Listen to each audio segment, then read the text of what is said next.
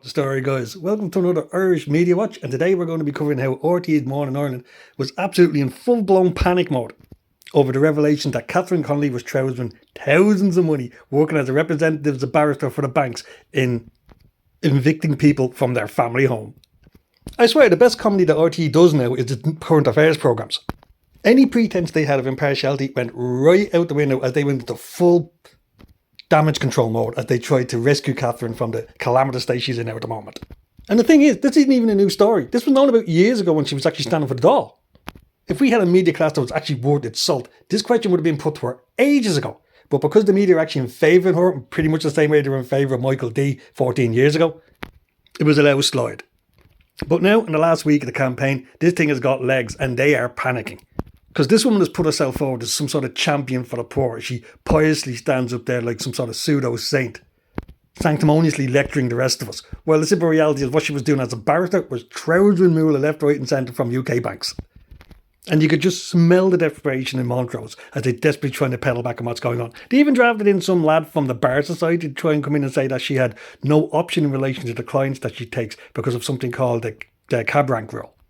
But that's absolute nonsense because he himself says there's several criteria that she could have used to get out of. She could have said it was a conflict of interest. She could have said as a barrister she was representing people who were in houses getting evicted from banks and therefore she couldn't take banks on their client. But she didn't because she had the bankers as the client. She could have just as easily said that she was too busy to take on more clients. But she did because she wanted those bankers as a client. And that's why for the last 2 days or so, anyone putting a microphone in her face asking about this has been getting nothing but obfuscation and omission from her. It's a lovely mask-off moment from her just to see that this girl, despite the image she's put forward, is really just somebody who has a master's in psychology and is using it to the max to manipulate the public. There's an old adage, you judge people by their actions. Catherine Connolly talks a good talk, but when push comes to shove, she trousers on money from the banks. And like I said, this revelation has really upset the people in Montrose. It's actually been a long time since I've seen an arse covering exercise like this. I mean, what's really frustrating is knowing that if this was somebody like Conor McGregor, you know, whatever you might think about him, if he was found to be turfing people out of the apartments that he's built that he rents out at a lower rate at, they would not only have knifed him in the back, they'd have broke out in battle axes. Yeah, here we have the Fourth Estate fulsomely defending somebody who's outright been spoofing to the public about what she was doing in real life as opposed to what she was saying in the Dáil. And to be honest, are we really surprised? Just look at the left. Just look at the Paul Murphys. Just look at the Social Democrats. Just look at the Labour Party. They're all minted. The whole fucking lot of them. Every leader in Dail Eireann has been taught in a private school. They love to talk about poor people, but they don't fucking know any. Which is why at the end of the day we're subjected so many slick PR campaigns about them instead of actually seeing what these people do in real life. The term champagne socialist was specifically designed for people like Catherine and like Michael D before her. And I'm absolutely delighted to see it been blown up in her face straight away. Because just look how she's been comporting herself. She'll talk about poisonous campaigns. She'll talk about new laws. But she'll never say anyone's wrong about what they're saying.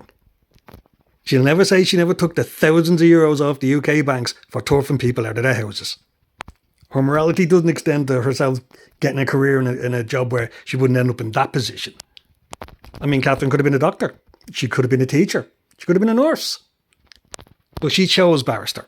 And she chose those clients. And watching the media run damage control for this is just really entertaining. Hope you enjoyed the thumbnails, by the way. I auto-generated them on Gemini just because you don't have to actually get a picture of her in there without getting sued. But it gives you an idea of what we were talking about. We've 4 more days left in this campaign and God knows what's going to come out next. I honestly don't know what way the election's going to go. I reckon the turnout's going to be about in the low 30s, maybe 35, 36%. Half the country doesn't want to vote for any of them. And last time around, the mainstream media tried to tell us that a lad had 2% support, actually had 25% in the end. So this really could go anyway. And indeed, this issue, what Catherine really got up to as a barrister, could be what scuppers her election chances.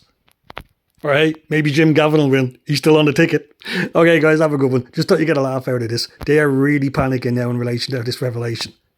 And I think the really sad thing is it just illustrates that our media are just completely compromised and biased. Which is just something to remember when you listen to the coverage. If you like this, like and subscribe, and thanks for listening this long. Take care. Bye.